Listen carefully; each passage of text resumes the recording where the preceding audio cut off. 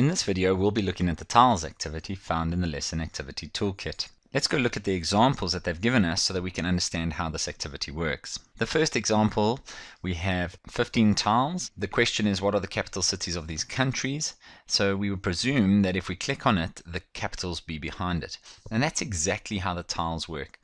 The actual tiles are clicked or pressed, they become transparent and reveal whatever is behind them. So if I was to click on France, Paris would pop up, USA, Washington DC, England, London. Let's have a look at the next example. In this example, they've asked us to find the matching shapes. It's a very simple example. The idea is the tiles don't automatically pop back. So you, as an individual, have to make them pop back. Click on a random one, they're not the same. What you need to do is click on them again to make them disappear. Unlike the pairs activity, they do not disappear. They just stay there. A very simple activity that we could use for tiles. Let's have a look at their last example. This one, they've put a picture behind it and they ask you which famous American is hidden behind these tiles. You'll notice that there's also a random button at the top there. When I go on to click the tiles, they don't disappear. I actually need to click on the random button, which makes these tiles randomly disappear. So there's the first one. That's quite a good clue already. But if we keep going, you'll see who it is. And down the bottom right hand corner, if you notice, there's a little sound.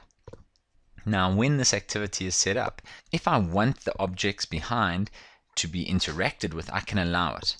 In this instance, they have not allowed for that sound to be played.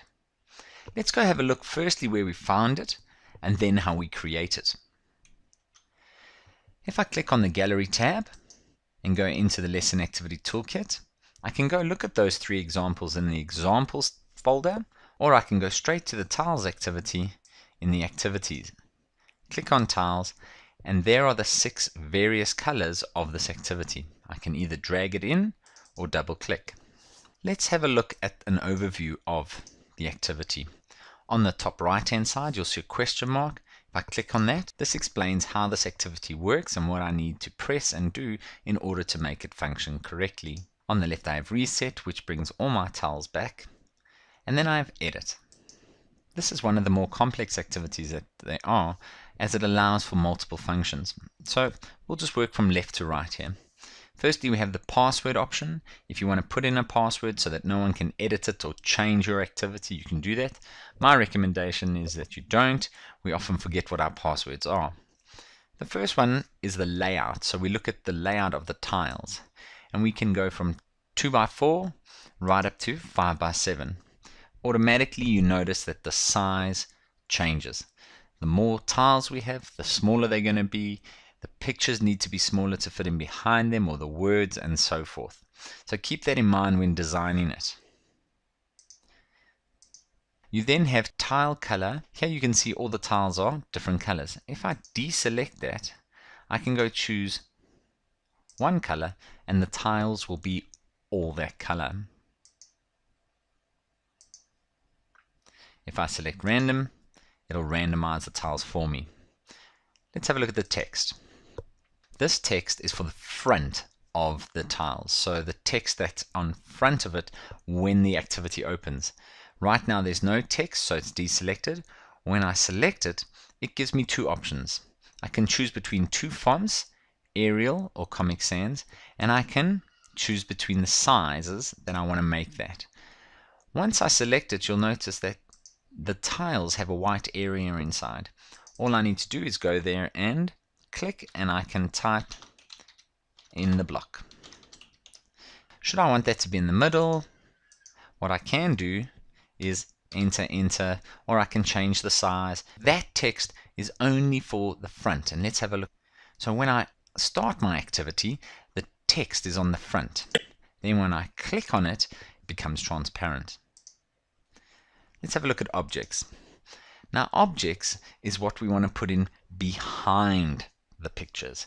So we can have various objects from drawings, text, pictures, And we'll have a look at that on our next slide. But the key point here is that you need to send them to the back, so that when the tiles cover up, they cover up whatever's going to be there. And I'm going to do a quick example to show you. I'm simply going to go and draw a squiggly line. That's my object.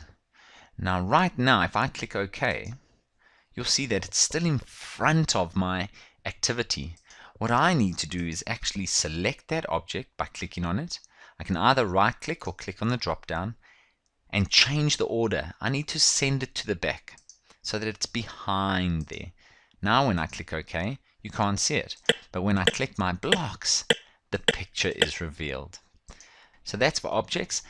Then the last one is the options. And there are 3 options here. Answer. If I'm trying to get one answer out of this activity, like Martin Luther King in the examples that we looked at, I can actually type in Martin, we'll just do that for now, and click OK. Then what the students need to do is, while they are doing the activity, they can guess what the answer is. And I can type in the word Martin, and that's correct. You've got to have upper and lower case the same. The next one in options is interact. And this allows me to interact with the picture. So that example we had of Martin Luther King, if I edit that, went to the options and allowed for interact, once I had revealed all the tiles, I could then go down to my little microphone. I have the pleasure to present to you Dr. Martin Luther King. And there we have the speech. But that's because I selected the interact button.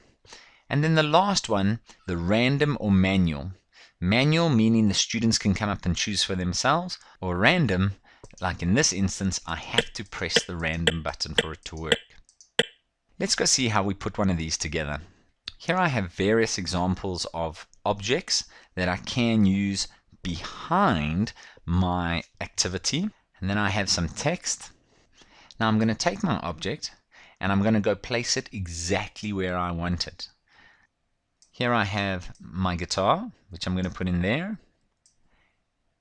Here I have a fraction that I've made. Here's a date behind. Here's a drawing that I've done. And here's even some writing, which can make a little smaller, and that will fall all behind. Let's see. I haven't sent them to the back, so that's what happens when you don't send them to the back. So let's go get hold of them. Order, send to back.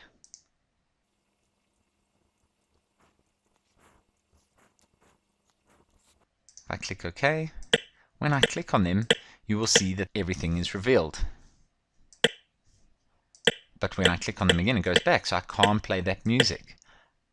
If you remember, that's under my options, and I need to go click interact. Now let's go see. Now I want to use an activity where my children need to guess what the entire picture is behind and fill in the answer. So I'm going to use a 10 Rand note here. Remember, the rule with objects is send them to the back. Now it's behind there. So if I go do the activity, it is revealed bit by bit. But I want them to tell me the answer. So edit, options, answer. 10 Rand. The children come up and they can select which ones they want to get rid of. And then they guess. Excellent. An important thing with this activity is to lock it down. So should I come up and move it, then it'll be out of a line and the children might see the pictures or they won't open behind the correct space. So the suggestion I have is that you select all, so you can drag over everything, or you can press Ctrl A, go to the drop down and lock in place.